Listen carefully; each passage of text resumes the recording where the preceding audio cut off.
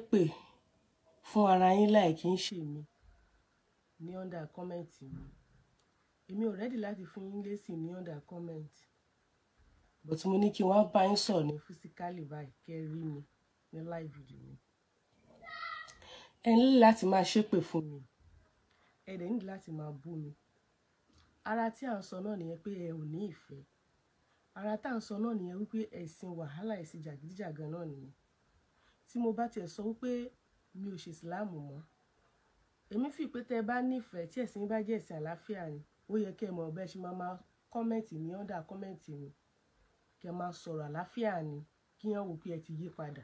Èmi mọ̀ pé èṣù tó ṣì ń gbénu yín náà ló ṣì ń gbénu yín. Èṣù burúkú tó ṣì ń gbénu yín náà ló ń gbénu yín. Ìdí tí mo fi borí báyìí, kẹ́ lè dá mi mọ̀ dáadáa ni. Kẹ́ lè rántí wípé bí mo ṣe cover orí mi, òun náà ni if not mi bá múra wá ní múra Christianity, bọ́ kẹ́ lè dá mi mọ̀ dáadáa.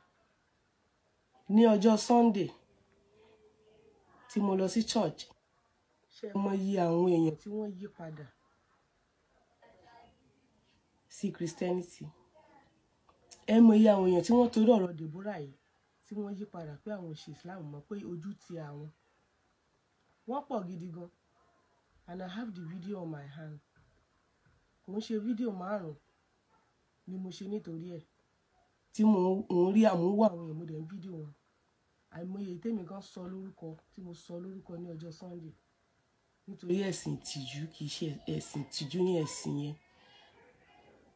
Tó bá jẹ́ ẹ̀sìn àlàáfíà ni, ẹni máa hùwà tẹ̀ ń wù yìí, ẹni máa wá sọ́ndà kọ́mẹ́ǹtì mi kẹ́ máa ṣépè. Ṣé ti rí pé ẹ nífẹ̀ẹ́? Ṣé ti rí pé ẹ nífẹ̀ẹ́? Ṣé ti rí pé kì í ṣe ẹ̀sìn àlàáfíà? Ẹ̀sìn alágídí àwọn èèyàn tán fẹ́ràn ìjà wàhálà ni. Mo ṣì ń bọ̀ láti wá explain fún yín ní reason tí mo ṣe di Christianity tí mo fi ṣe Islam mọ́. Ẹ̀yin Islam tẹ́ kí ń ràn yàn lọ́wọ́. Ẹ kì í ràn yàn lọ́wọ́ lẹ́yìn kẹ́ gbà lọ́wọ́ èèyàn.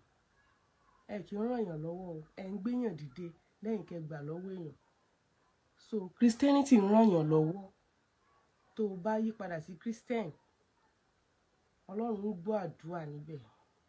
Ìyanu tó dẹ̀ ṣẹlẹ̀ láyé mi nígbà tí mo wọnú Christianity kò kí ń ṣe kékeré. I will still post picture tó jẹ́ wípé ìgbà tí mo ṣe Islam bí mo ṣe rí àti ìgbà tí mo di Christianity báyé mi ṣe rí. So mo fi àsìkò yìí pé gbogbo àwọn ènìyàn tí òye ò tí yé, tí ìmọ̀ Christianity ò tí yé kí wọ́n máa bọ̀ wá sínú ẹ̀sìn àlàáfíà. Ẹ̀sìn Christianity gangan lẹ̀sìn àlàáfíà. Bẹ́ẹ̀ ni, torí tó bá jẹ́ wípé ẹ̀sìn Islam jẹ́ ẹ̀sìn àlàáfíà ni, wọn ò ní máa pààyàn nípakúpa. Ó yẹ kí ẹ̀mí èèyàn jọ wọ́n lójú, ó yẹ kí wọ́n bẹ̀rù Ọlọ́run. Àwa sọ yẹ kàkà kẹ́ ẹ ṣe àtúnṣe àwọn fídíò yìí lóríṣiríṣi tó sọ pé tó báàkì ìwà táwọn ọmọ mùsùlùmí wù ní Sókótó yẹn. Ṣé bọ́n mo jáde nínú Al-Qur'an, mo jáde nínú tírà lóríṣiríṣi láì mọye. Mo sì máa send ẹ̀ sẹ́yìn èèyàn. Ẹ rí i pé kò yẹ kí irú nǹkan bẹ́ẹ̀ máa wáyé. Inú yín dẹ̀ tún dùn. Ẹ dẹ̀ tún comment sọ́dà comment mi tún sọ̀sọ̀kúsọ. Èmi ò ní bú yín, mi ò ní ṣépè fún yín. Mo gbàdúrà kí òye yé yín. K'Ọlọ́run yí ẹ̀yin náà padà sí Christian. Kójú yín là kẹ́ mọ̀ pé ẹ̀sìn Christian ẹ̀sìn àlàáfíà, ẹ̀sìn gidi, ẹ̀sìn dùnnú ni, ẹ̀sìn rọrùn ni. Bẹ́ẹ̀ ni. Gbogbo ẹnikẹ́ni tí ò bá gba ti Jésù, tí ò gbọ́ ti Jésù, inú ìyà ìnípẹ̀kun kọ́ ló ń lọ o. Òtẹ́ tó bá gba Jésù yóò ní ìyà àti àìnípẹ̀kun ni. Ẹ gba Jésù sáyé yín. Mo dẹ̀ gbàdúrà fún gbogbo ẹ̀yin tẹ́ ń ṣépè fún mi. Mo gbàdúrà fún gbogbo ẹ̀yin tẹ́ ń bú mi pé ẹ̀mí ìfẹ́ Ọlọ́run yóò fi jogún fún yín. Ẹ̀mí ìfẹ́ Ọlọ́run fi jogún fún yín. A dẹ̀ fi jogún fáwa náà also. Ó tiẹ̀ ti fi jogún fèmí torí mi nífẹ̀ẹ́ àtìgbà tí mo ti wọnú Christianity mo nífẹ̀ẹ́. Ó yẹ kí Christian àti Muslim kójú máa tì wá. Mo dẹ̀ mọ̀ pé ẹ̀yin Muslim náà lè máa fa wàhálà, ẹ̀yin gangan lè ṣù. Ẹ̀yin gangan lè ń fa wàhálà. Inú Súrátù kan tí Akéwùgbà Góòdù tó kà, wọ́n sọ fún mi pé èṣù gangan kọ́ ànábì ní kéwù ni. Akéwùgbà Góòdù ẹ lọ wo fídíò Akéwùgbà Góòdù tó ṣe léni. Ó ní èṣù gan kọ́ ànábì ní kéwù. So definitely ànábì gan ò hate èṣù. Bìlẹ̀ tà sí pé ànábì máa wá hate èèyàn. Débi wọ́n ní tí ẹ bá ti gbọ́ ànábì kan máa pa. Why? Ọlọ́run ló máa jà fún ànábì. ànábì kọ́ ló máa jà fún rẹ̀, èèyàn kọ́ lè máa jà fún ànábì rárá. Mo nígbàgbọ́ pé ànábì gan-an inú ò ní dùn sí ìwà tẹ́yìn mùsùlùmí wù yìí, ẹ fi ń ba orúkọ mùsùlùmí jẹ́ ni. So wáyé táwọn èèyàn ṣe máa ṣẹ̀sìn yẹn, ẹ̀yin tí ẹ ṣe wà nínú mùsùlùmí ojú yín sì dúdú ní òkùnkùn lẹ ṣe wà, ó dìgbà tẹ́ bá gba Jésù kẹ́ ẹ tó rí ìmọ́lẹ̀.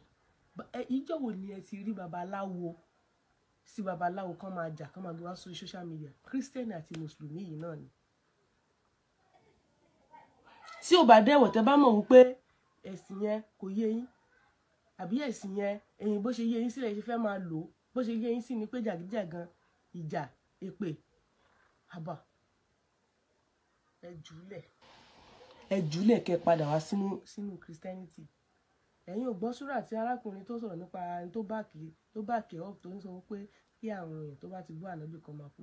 Ẹ̀rí nǹkan tó bá ẹ̀rí ẹ̀yà àwọn àyà àwọn tírà tó ń mú jáde tó fi ń bá kẹ́ ọ́ pé ànábì nìkan máa pa wọ́n ni, ànábì nìkan máa gé wọn lórí ni. Ẹ ti gbọ́ wípé afọ́jú gún ìyàwó ẹ̀ pa nítorí ànábì, torí bú ànábì. So ìran ayákèlà ní láti ilẹ̀. Mo dẹ̀ dúpẹ́ lọ́wọ́ Ọlọ́run. Àáfà tó kọ́ mi kí àárọ̀ yìí mo sì pa àáfà tí mo bá wọn jà. Gbogbo ọ̀rọ̀ tó ń sọ pé ẹ lè yí mi padà sínú Islam mọ́ láyé.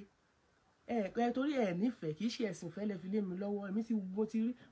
Mo ti rí ibi tí ìfẹ́ wà, ibẹ̀ ni ìlànà Christianity. Gbogbo ẹni tó bá dẹ̀ ṣépè fún mi, ẹ lọ́mọ ẹ níyàwó, mi ò ní dá padà. Ṣùgbọ́n mo mọ̀ wípé Ọlọ́run tó jẹ́ Jehovah àti Jésù Kristi tí mo gbàgbọ́ tó introduce mi sí Ọlọ́run, sí ìwà rere, kò ní jẹ́ kí èpè àti àṣàsí yín àti ohun tẹ́ bá ṣe kó ràn mí.